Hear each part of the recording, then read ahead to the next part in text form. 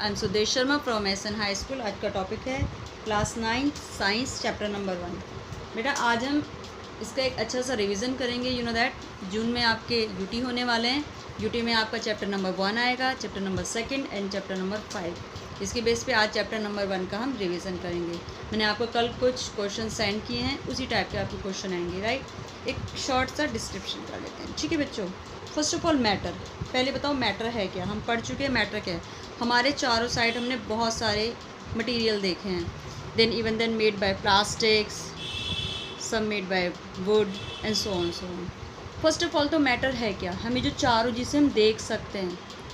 Then which occupy space, जो space घेरता है, जिसमें एक वॉल्यूम है और एक मास है, it is called material. And which is seen by naked eyes. Right, चलिए मैटर के बेस पे कुछ अर्ली इंडियंस ने अपनी थ्योरी दी, कुछ मॉडर्न साइंटिस्ट ने। चलिए अर्ली इंडियंस के अकॉर्डिंग मैटर को 5 एलिमेंट्स में डिवाइड किया गया। वन इज कॉल्ड पंच तत्व, air, earth, fire, sky, water. Early Indians मानते थे कि कोई भी मैटर इन 5 चीज़ों से मिलके बना हुआ है, इसका नाम दिया पंच तत्व। पर मॉडर्न कॉन्सेप्ट के अकॉर्डिंग कोई भी मैटर के नेचर को या उसकी प्रॉपर्टीज़ को जो क्लासीफाई किया 2 ही बेस पे, एक उसकी फ़िज़िकल प्रॉपर्टीज़, एक उसकी केमिकल प्रॉपर्टीज़। फ़िज़िकल प्रॉपर्टीज़ कौन सी होती हैं, जिसमें ऑब्जेक्ट रिएक्शन करता है पर उसकी प्रॉपर्टीज़ में कोई चेंजेस नहीं आते, रिवर्सिबल चेंजेस होते हैं। जैसे कि हमने वाटर को लिया, फ्रीज़ किया तो सॉलिड में चेंज कर दिया, सॉलिड को फिर वाटर लिक्विड में मेल्ट करके प्राप्त कर लिया। राइट, चलिए आज इस चैप्टर में हम फिज़िकल नेचर के बारे में पढ़ेंगे। First, every matter, physical nature में मैटर के बारे में पढ़ेंगे। First, matter is made up of particle. Matters क्या है, छोटे छोटे पार्टिकल से मिल के बना हुआ है। मैटर छोटे छोटे पार्टिकल से मिल के बना हुआ है। जैसे कि वाटर में कुछ सॉल्ट ऐड किया तो दोनों आपस में मिक्सअप हो जाते हैं। ठीक है, मीन क्या है, छोटे छोटे पार्टिकल से मिलके बना हुआ है। सेकंड, ये पार्टिकल कितने स्मॉल हैं, कितने स्मॉल हैं, ये कि हम इतने स्मॉल होते हैं कि हम उन्हें नहीं देख सकते। Then in recent particles of matter are very small, बहुत छोटे हैं। दीज आर स्मॉल बियॉन्ड, हमारी इमेजिनेशन से भी बहुत ज़्यादा छोटे हैं।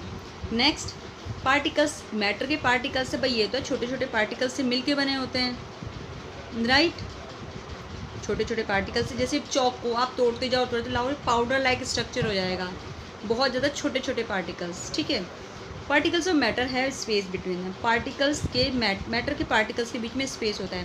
भाई हम पानी में चीनी को घोलते हैं, राइट, स्टिर करते हैं तो पूरी मिक्स हो जाते हैं, तो कहाँ गए, एक्चुअली क्या होता है, पार्टिकल्स के बीच में कुछ स्पेस होता है, दूसरे मटेरियल के या मैटर के जो पार्टिकल्स हैं इसके बीच में स्पेस लेते हैं और वो हमें दिखाई नहीं देते। ठीक है, नेक्स्ट है पार्टिकल्स और matter are continuous moving, continue move करते रहते हैं। हम उसे कैसे आइडेंटिफाई कर सकते हैं, वाटर है, वाटर में एक इंक की ड्रॉप डालिए, आप उसे बिल्कुल मत हिलाएं, धीरे धीरे वो पूरी इंक पूरे में फैलते चली जाती है। अगर उसमें मूवमेंट ही नहीं है पार्टिकल्स में तो वो कैसे एक दूसरे साथ मिक्सअप हो जाते हैं। Then we can say particles of matter are continuous moving. Third है, ये मैटर एक दूसरे को अट्रैक्ट करते हैं।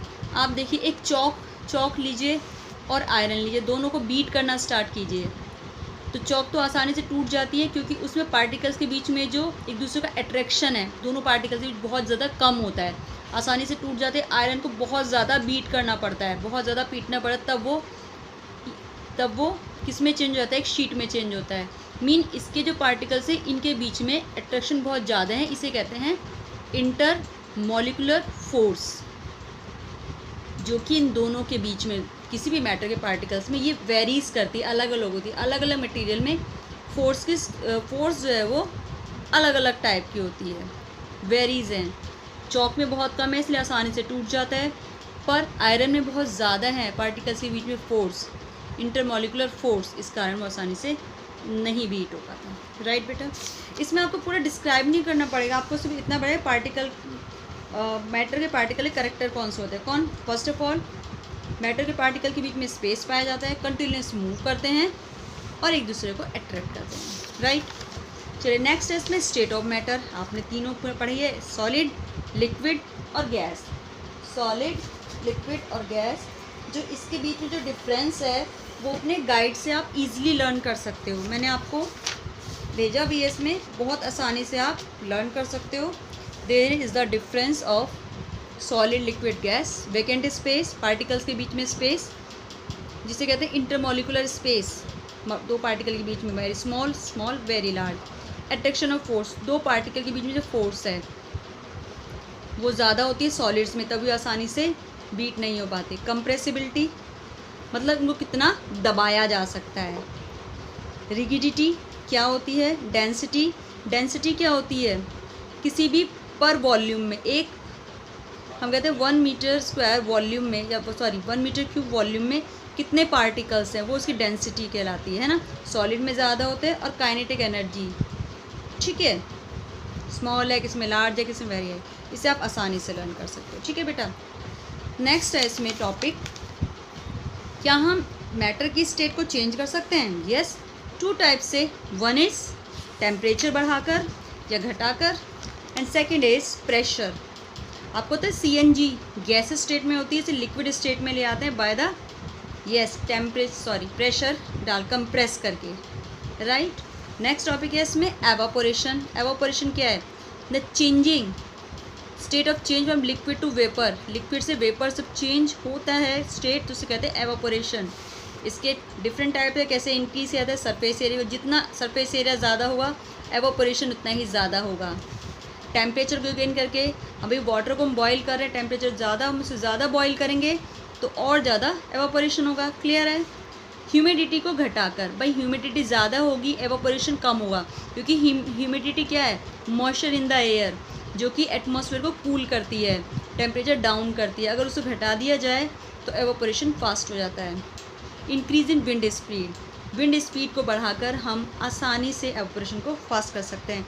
ध्यान है, सर्दियों के दिन में जब बहुत तेज़ हवा चलती है तो कपड़े बहुत जल्दी सूख जाते हैं, और लेकिन अगर विंड स्पीड बहुत कम है तो नहीं हो पाते, एंड ठीक है। चलिए अब है इसका next topic, evaporation causing cooling.